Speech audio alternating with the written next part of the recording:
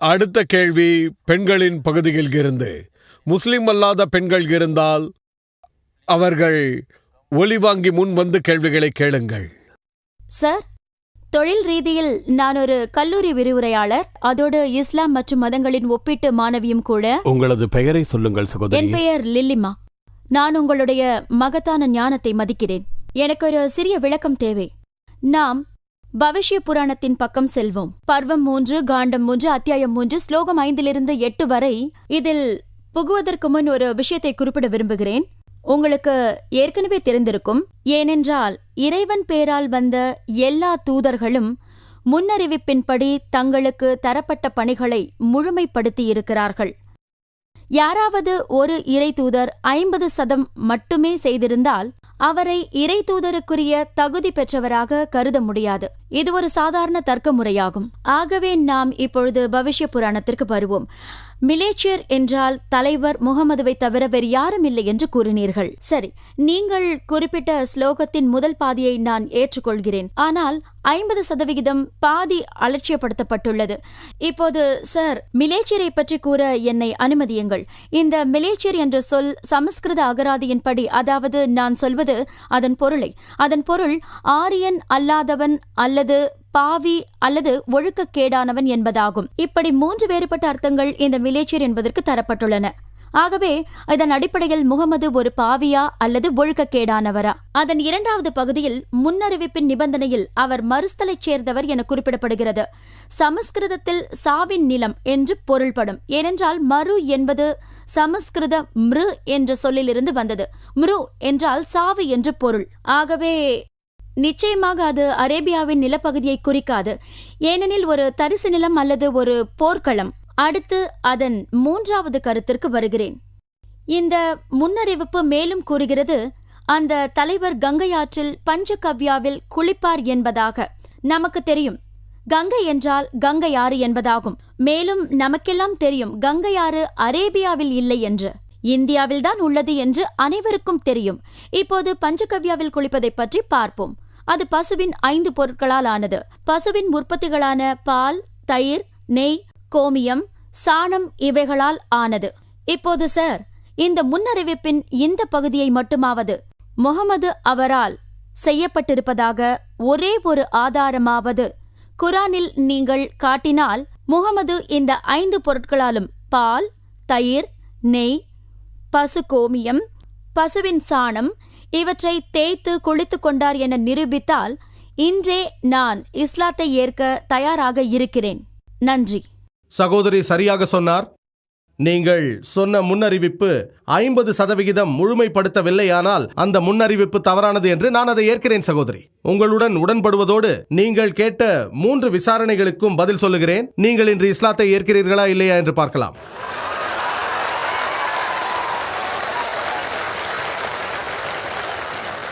ஆனால் நீங்கள் நான் கூறும் சத்தியத்தோடு ஒத்துப்போகவில்லை என்றால் அது வேறு விஷயம். மலேச்சர் பற்றி நீங்கள் சொன்னதை நான் ஏற்றுக்கொள்கிறேன். நீங்கள் சொன்ன 3 அர்த்தங்களையும் ஏற்கிறேன். மலேச்சர் என்றால் ஒரு அர்த்தம் ஆரியன் அல்லாதவர், வெளிநாட்டவர் என்ற அர்த்தம். இன்னொரு அர்த்தம் பாவி, மற்றொன்று ஒழுக்கக்கேடானவர். அதன் காரணமாகத்தான் இந்துக்களில் சிலர் முஸ்லிம்களை மலேச்சர் என்று அழைக்கிறார்கள். பாவிகள், ஒழுக்கக்கேடானவர்கள் என்ற அர்த்தத்தில் அப்படி அழைக்கிறார்கள். ஆனால் அந்நியன் என்று இன்னொரு அர்த்தம் உண்டு. ஆனால் நான் பேசும்போது எந்த நூலிலிருந்து கருத்துக்களை சொன்னாலும், அதை சொல்லும் போதும் அதன் அர்த்தங்களை விளக்கும் போதும், ஒரு சொல்லுக்கு 4 அர்த்தங்கள் இருந்தால் 2ற்கு அதிகமான அர்த்தங்கள் சரியாக பொருந்த வேண்டும் என்ற அவசியமில்லை. அதில் 1 பொருந்தினாலும் அர்த்தம் சரியானதே. உதாரணத்திற்கு திருக்குரான் கூறுகிறது, பிக் அதாவது பன்றியை உண்ணாதீர்கள். இன்று நீங்கள் அகராதியை புரட்டினால் அதில் பிக் என்ற சொல்லுக்கு கொச்சையான வழக்கு சொல்லில் போலீஸ்காரன் என்று பொருள் காணப்படுகிறது. ஆகவே ஒரு அர்த்தம் பன்றி, மற்றொரு அர்த்தம் போலீஸ்காரன். ஆனால் குரானிலும் பைபிள் கூறுகிறது, லேவியாகமம் அதிகாரம் 11 வசனம் 7 மற்றும் 8, மேலும் உபாகமம் அதிகாரம் 14 வசனம் 8, ஏசாயா அதிகாரம் 65 வசனம் 2 5 வரை பன்றியை உண்ணாதீர்கள் என்கிறது. அதற்கு போலீஸ்காரனை உண்ணாதீர்கள் என்பது அர்த்தம் அல்ல. நீங்கள் மதங்களின் ஒப்பீட்டு துறையின் மாணவர். ஒரு சொல்லுக்கு 10 அர்த்தங்கள் இருக்கலாம். அதில் 1 பொருந்தினாலும் சரியான ஒன்றை தேர்வு செய்ய வேண்டும். 2 அர்த்தங்கள் பொருந்தலாம், 3 பொருந்தலாம், 10மே பொருந்தலாம். ஆனால் 10ல் 1 பொருந்தினாலும் சரி, அது முன்னறிவிப்பை நிறைவு பெற செய்யும். நீங்கள் கூறுவதை நான் ஏற்றுக்கொள்கிறேன் சகோதரி. மலேச்சர் என்றால் ஆரியன் அல்லாதவர் என்று பொருள். ஒரு இந்தியருக்கு வெளிநாட்டவராக இருக்கலாம். நான் என் சொற்பொழிவின் போது மொழிபெயர்த்து சொன்னேன், மலேச்சர் என்றால் வெளிநாட்டவர் என்று. நீங்கள் தவறான வழியில் சென்று மலேச்சர் என்றால் ஒழுக்கக்கேடானவர் என்று சொன்னால் அது உங்கள் தவறான புரிந்து கொள்ளுதல். குரான் கூறுகிறது, பைபிள் கூறுகிறது, ஆகவே நீ போலீஸ்காரனை உண்ணாதே என்று நீங்கள் சொன்னால் நீங்கள் மதங்களிடையே ஒப்பீட்டுத் துறையின் மாணவர் அல்ல, நீங்கள் அனுபவம் இல்லாதவர். ஒரு அர்த்தம் முன்னறிவிப்பை நிறைவேற்றினால் அதுவே போதும். இன்னொரு விஷயம், உங்களுக்கு சந்தேகம் வந்துவிட்டது. நான் 10 குறிப்புகளை சொன்னேன், மற்றவற்றை புறக்கணிக்க முடியாது. மருஸ்தலுக்கு இரண்டாவது அர்த்தம். மருஸ்தலின் ஒரு அர்த்தத்தை நான் ஒப்புக்கொள்கிறேன். மர் என்றால் மரணம். மருஸ்தலில் சமஸ்கிருதத்திற்கு இன்னொரு அர்த்தம் உள்ளது, மணல் வெளி என்பதாகும். நீங்கள் இன்று அகராதியை எடுத்து புரட்டினால் தெரியும். எங்களின் இஸ்லாமிய ஆய்வு மையத்தில் சமஸ்கிருத அகராதி ஒன்றும் இருக்கிறது. நான் மதங்களின் ஒப்பீட்டு ஆய்வு துறையின் ஒரு மாணவன். நான் ஒப்புக்கொள்கிறேன், ஒரு அர்த்தம் மரணத்தளம், மற்றொன்று மணல் வெளி என்பதாகும். நீங்கள் ஏன் பொருத்தமற்ற அர்த்தத்தை எடுத்துக்கொள்கிறீர்கள்? அப்படியென்றால் நீங்கள் வழிமாறி செல்கிறீர்கள். நீங்கள் மாற்றத்தையும் பொருத்தத்தையும் பார்க்க வேண்டும். நான் குறிப்பிட்ட மற்ற எல்லா கருத்துக்களும் 100% சரியானதே. ஆகவே நீங்கள் பொருத்தமான அர்த்தத்தை எடுத்துக்கொள்ள வேண்டும். மருஸ்தல் என்பதின் மற்றொரு பொருள் மணல் வெளி அல்லது பாலைவனம் என்பதாகும். மூன்றாவது கேள்விக்கு வருவோம். இன்ஷா அல்லாஹ் நீங்கள் இஸ்லாத்தை ஏற்றுக்கொள்வீர்கள். உங்களின் மூன்றாவது கேள்வி நான் முன்னறிவிப்பில் குறிப்பிட்டேன். இறை தூதர் முகமது நபி அவர்கள் பஞ்சகர்வம் பூசி கங்கை குளித்தார் என்று சொன்னேன். இதை ஆராயும் பொழுது ஹிந்து சொல்லாட்சியின்படியே பஞ்சகர்வத்தோடு கங்கையில் குளித்தார் என்று கூறுவதின் பொருள் அவர் பரிசுத்தம் அடைந்தார் என்பதே ஆகும். உண்மையில் அவர் கங்கையில் குளித்தார் என்று பொருள் அல்ல.